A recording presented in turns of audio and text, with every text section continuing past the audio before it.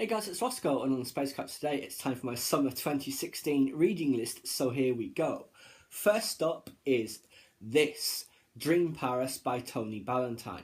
Obviously, I reviewed Dream London recently. This is what I'm currently reading now on the bus to work. It's absolutely fantastic, just like the first one.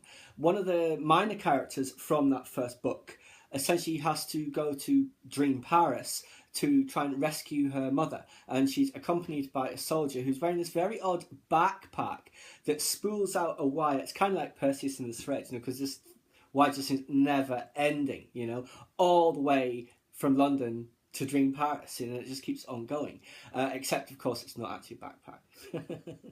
So they have various adventures, because in the same way that Dream London had fallen into that Victorian, Dickensian, social Darwinism type of era, Dream Paris has defaulted to essentially the French Revolution, although pretty much with more modern technology. So there's a committee for public safety, of course.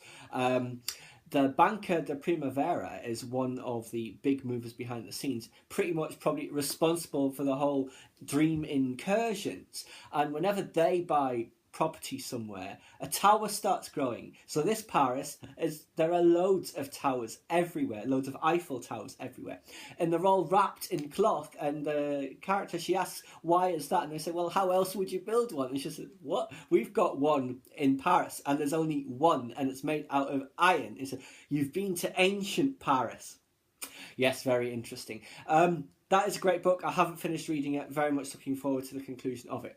Next is this, Stephen Erickson, Willful Child, which I did get a little while ago and hadn't gotten around to reading. I have read, let's see, about the first 30 pages. It's a bit Star Trek-y pastiche, which I quite enjoy, of course.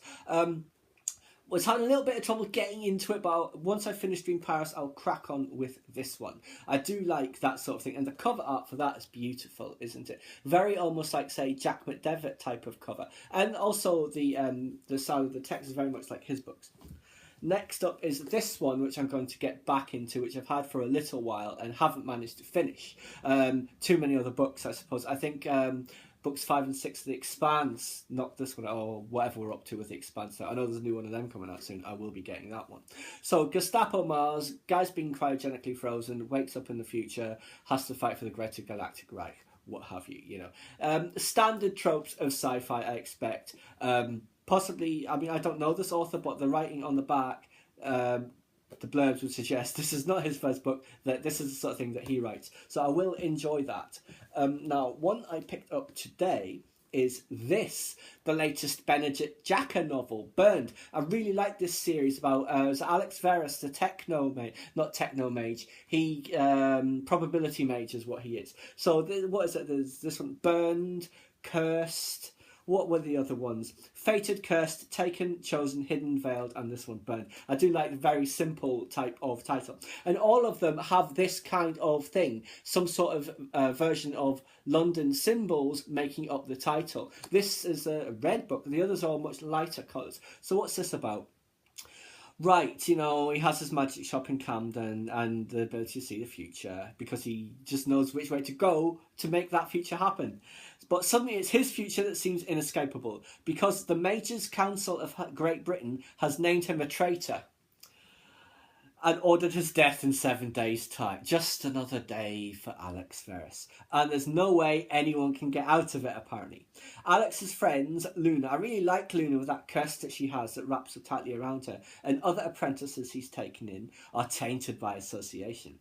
They'll also be marked for death. Well, if they try and kill Luna, they will die. That's how her curse works, They'll also be marked for death when the ruling comes into play, and very quickly Alex becomes locked in a race against time to save them.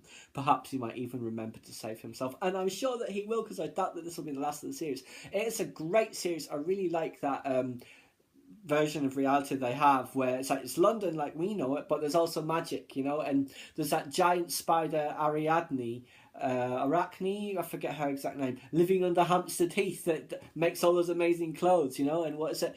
They were having grand balls in Canary Wharf Tower and people were teleporting in and out. Great stuff, love it. All that probability magic, it's brilliant. And of course, everyone's got different types of powers. You can be, like I say, a fire mage, what have you, a pain mage, a healer. It's brilliant, love it. We'll look forward to that one. I also picked up this Imprudence by Gail Character. I really like her books, you know, the Parasol Protectorate series, which I'm not sure if I reviewed any of them for this channel or if they were before its time. Brilliant steampunk, alternate London, clockwork monsters, airships, corsets, hats and parasols. Brilliant, brilliant stuff. Now, this is the second in her new series, The Custard Protocol, which follows Alessia Tarabotti's daughter, Prudence, I guess. So, what's this one? The crew of the Spotted Custard returns from India with revelations that shake the foundations of England's scientific community. I'm just trying to desperately remember if I actually finished the first one in this series. I'm not sure how it ended. So, Queen Victoria is not amused. The vampires are tetchy and something is wrong with the local werewolf pack. In other words, her pack, isn't it? Because her father is the one in charge. To top it all off, Rue's best friend Primrose, oh, that's the daughter of, is it Isabella? Alexia's friend, keeps getting engaged to the most unacceptable military types. Now, there is another trope, isn't there, of that type of writing. The military officer with a good name and not a penny. It turns out they're usually not so good in the end. So Rue has family problems as well. Her vampire father is angry. Oh, that's right, it's her adopted father, Lord Akeldama. Her werewolf father is crazy, and her obstreperous mother is both. That's right, it's like my three parents. Worst of all, Rue's beginning to suspect that what they really are is frightened. Interesting. Can't wait to read this. I love the style of these covers, and they're all like this. You know, the steampunk is all about the dresses, and that one's absolutely gorgeous. I can't wait to see what gadgets she's got, because they all have their training. There's a spy school and all that sort of thing. Brilliant, brilliant stuff. Thoroughly recommend anything by her, but make sure you read them in order. And finally, I have this. A Gathering of Shadows by V.E. Schwab. You know, The Coat of Many Colours?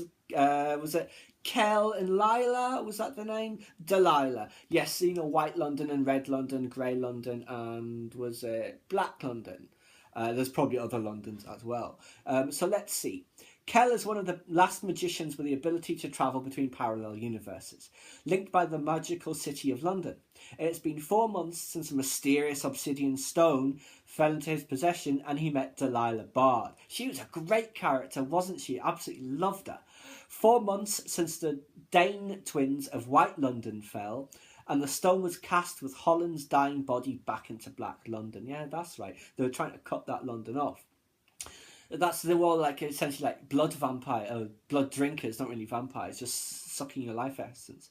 Now, Kel is visited by dreams of ominous magical events, waking only to think of Lila.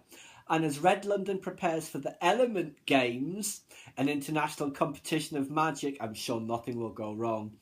A certain pirate ship draws closer, but another London is coming back to life. The balance of magic is perilous, and for one city to flourish, another must fall. That sounds fantastic. Really liked that first one. There was a load of brilliant books that I've read in the last year or so. That was right up there, you know, fantastic stuff. Like say The Mechanical, and the one that followed that was equally brilliant. So yes, I can't wait to see Lila and Kel's adventures again, because they were a great pairing. Lila, that's right, she was going off to be a pirate, which is what she wanted because she was a street beggar. And so she's back. Things should be looking up. I'm sure she'll run into Kel and probably rob him. That'll be how they meet, I expect. I mean, that's what she was like. Cut purse.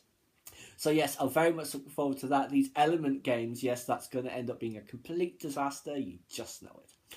So guys, that's what I'm going to be reading over the next, I don't know however long it'll take me to read that, a couple of months, I guess. Please subscribe to my channel if you enjoyed this content. Leave me a comment or suggestion for an upcoming topic you'd like to see discussed, or like the video.